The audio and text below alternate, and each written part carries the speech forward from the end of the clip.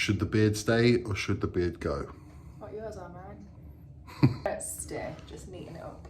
Quite short, but not all the way off. It's a bit of a shock if you take it off. No, I mean, it is summer and it will grow, so yeah. For fuck's sake, I'm not sure I like it anymore and I want to get rid of it. Like, Really funny. Come back with bald head and a bald chin. Oh God, I'd wet myself. Bowling ball head.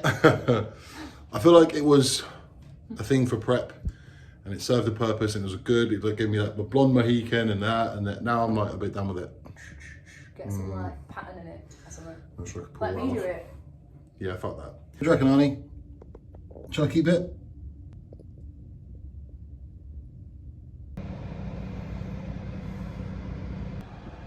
So there it is, it's gone. A bit weird. My chin feels different. It feels like it's not my chin. Face looks smaller. And maybe that's a good thing because I've always had a meathead. Yeah. And I can't stop doing this because it feels weird, it feels different. Yeah, do I like it? I'm not sure yet. Maybe you'll have to grow on me, but I think I was pretty sick of the beard, so time for a new look. A new chapter. This off season's going to run until more than likely the end of the year, maybe even, I think Martin's got me planned until like February maybe, and then we go into a prep. I haven't got that much of a chubby face at the moment, to be honest, considering I'm 132 kilograms. Normally at 132 kilograms I start to look quite puffy, and I don't think I look that puffy at the moment, so again, that's progress. And not just in a vanity way, like in a, like how do I look kind of way, but it's just a marker. If normally at 132 I'm a little bit chubby in the face, but I'm not now, it's like a good benchmark for quantifying progression, which is quite difficult in the off season because ultimately you don't really know how you're going to proper look, you know. What? You've got a chin! You look like you've got a filter on your head. A shit filter. It's just look really different. She got in the car and started laughing at me. Hello, right, so why does your... Too shit, can't do that. Why does your dart fail? Now, there could be a multitude of reasons, but I've come up with this today. Very technical, I know. One of the main reasons why I believe they diet, they fail, they try again, they fail, because they keep making the same mistakes. And it's basically rooted around one big issue. They are afraid to be in discomfort. Okay, so this very easily has two axes. This is weight and body fat, and this is time. So what we know is that diets are going to take time. If you go too fast, then you're going to risk losing muscle mass. So our first guy is here. He's unhappy as well, you can see from his face. Poor little fella. This is our goal. Absolutely to the bone. So what I see time and time again is starting at the start point here. Over time, you start to lose body weight. You're dieting down, you're still in comfort, relative comfort. You've lost a bit of weight on the scales, but you're still not quite where you want to be yet. There's up and down and up and down and up and down until you're in a point where you've reached and you're actually in discomfort now. Now you're thinking, right, need to dig in here. But it doesn't feel too good, but you're still going anyway because you do want the end result. So a bit more time goes by and you're in real discomfort. Think to yourself, well, I'm not at my goal, I'm nowhere near. Lost my initial fullness with here, and what I mean by fullness is when you are holding the most water, glycogen and body fat. So you're actually, the scales read a higher number, you're fuller, but you don't have as much visible muscle. But now you're in discomfort and you're no longer as full as you once were, but you're still not at the point where you start seeing noticeable changes. So you think to yourself, fuck this, I want to go back up and I want to be as big as I once was. This diet shit ain't for me. Up you go, into a surplus. Now you're in comfort again. Great, bit of time goes by and you think, shit, well, I don't look anywhere near what I want to look like. Back down again. You're uncomfortable again. What are you going to do? Go back up again. And this just repeats over and over and over. So what a lot of people tend to do is they keep just re-adding the weight that they lost and then losing it, then re-adding it, then losing it, then re-adding, and it's kind of an ongoing cycle and they never quite get to this point here. This is a bit of an arbitrary amount because it's different on different people. So how quickly I get lean to how quickly someone else gets lean or someone else is going to be different. However, if you never quite get there, you'll always be just sort of hovering around the discomfort, not really getting any reward for what you're doing, so it doesn't really seem worthwhile. So this is when a good coach comes in. And green, because green's positive, right? At your start point. Dieting down. And again, you'll have a few fluctuations with your body weight, but generally speaking, it's going to go down if you are in a deficit of calories. You get to the discomfort line. Now, this is the part where you either need to have a goal that means enough to you, where you're going to keep pressing through, even though you're a little bit uncomfortable, or having a coach or someone in your corner who's going to help you push past this phase. And you go, down you go, down you go. You're still uncomfortable, but you're not quite at the point where you're really getting most reward for your efforts. Very easy to go back up again, but instead, you're headstrong and you want the goal. Down you go, down, down, down. And finally, you've reached the golden zone. You've reached Valhalla. You've reached, babe, what else is good? White Castle. White Castle. Yeah, have you ever seen Harold and Kumar? I haven't seen Harold and Kumar, but apparently it's good. Imagine being like 10 years old, Toys R Us. This is Toys R Us. You've finally reached Toys R Us of the physique world. But now you're at a point where you can actually increase calories, but still stay under this line. So it's important to know you'll still be uncomfortable in this phase, but now there's a visual. You're looking at yourself and you're thinking, well, it's worthwhile, because now you're actually at your goal. Here's the good part. When you're lean, you can add more calories and go back up again. Still be within the goal that you've created for yourself. You'll actually start to regain fullness because you've increased food. So now you're eating a bit more food, you're not as uncomfortable, but you're still lean. To conclude, no matter where your start point, you need to accept that there's going to be some discomfort when trying to achieve your goal. Don't be afraid to reach out for a good coach and then see if they can help you even better. So today's session is with a man with potentially more potential than anyone that I know. He is going to be an IFBB pro. He is the epitome of classic. What's going on? And your name? AJ. Your age? 22. Your sex? Not male. As far as I know. I'm joking. Hitting some pool today. So I'll get a few bits on video. Show me how strong he is. Do you believe him? Yeah, I believe him. I believe him. I believe him.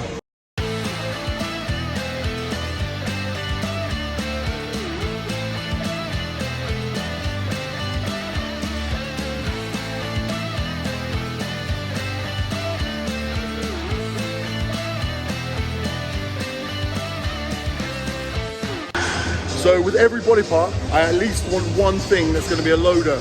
So today's loader is going to be barbell row. On legs, that might be a squat variation, be it leg press or hack squat, or it might even be both. In chest there, it might be like an incline press, dumbbells, something like that, shoulders, shoulder press, etc., etc. As much as it's about how much tension you can put through the muscle, it's also about how much load you can put through the muscle. Now, over the years, I've been able to get a technique that enables me to load this movement as well as still connect with it pretty well. And to be honest, I always find this the most fun. It gets me the most fired up. When I know I'm going to be loading something, I really get fired up for it. So here we go.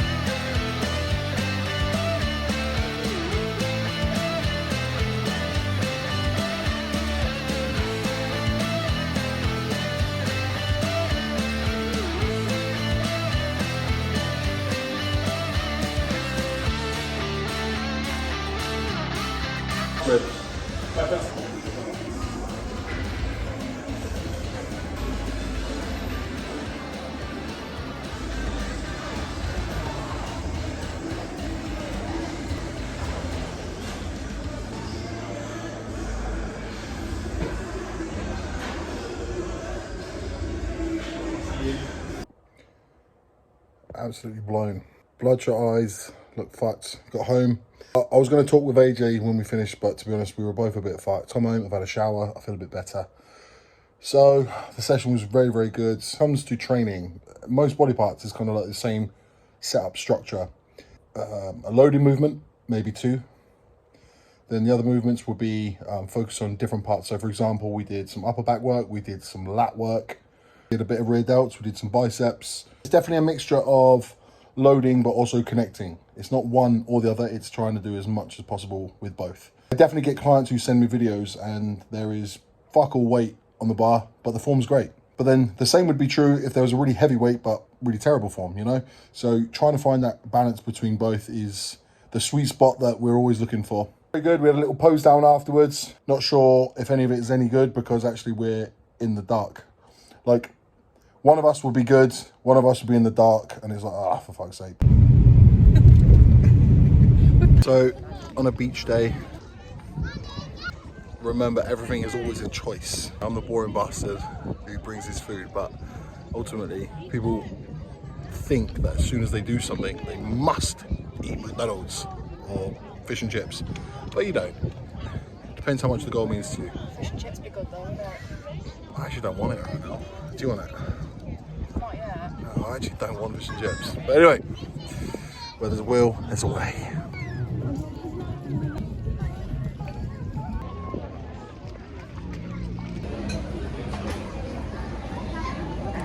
So today we're at Live in Ramsbottom, and Amy's going to be running through a few posing sessions with our clients, try and get some of that on film. Never underestimate the importance of getting your posing right.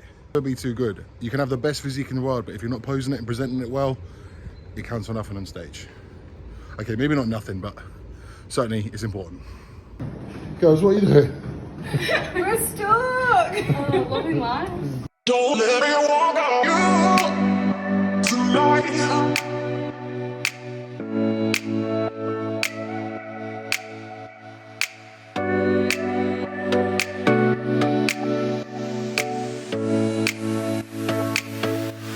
Don't let me walk on you tonight.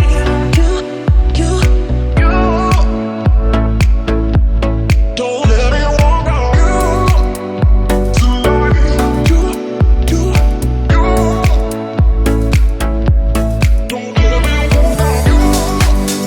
You. Don't let me walk on you tonight.